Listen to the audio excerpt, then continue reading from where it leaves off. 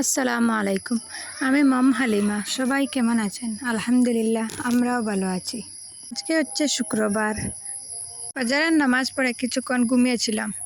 তারপর উঠে দেখি মা সন্দেশ বানাচ্ছে চা দিয়ে খাবো বলে। কে বড় বুবু আসছে তার ছেলে মেয়েদের নিয়ে, মানে আমার বড় বোন। ওদের সবাইকে লেবু দিয়ে শরবত বানিয়ে দিয়েছি, ওরা সবাই খাচ্ছে। তারপর হচ্ছে এখানে ডালের বড়া বানাবো। ডালটাকে ব্লেন্ড করে তারপরে হলুদ, মরিচের গুঁড়া, জিরার গুঁড়া দিয়ে পেঁয়াজ দিয়ে মেখে নিচ্ছি। এই তো ডালের বড়াটাও রেডি হয়ে গেল। তারপর সবাই মিলে খেতে বসে পড়ব। এখানে রেডি করে নিয়েছি সব কিছু।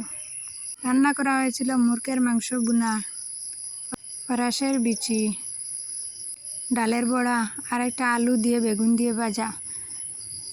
এখন সবাই মিলে খেতে বসে পড়ব। তারপরে হচ্ছে এখানে লেবু দুটোকে কুচি কুচি করে কেটে নিয়েছি। মরিচের গুঁড়া লবণ দিয়ে মাখিয়ে খাবো।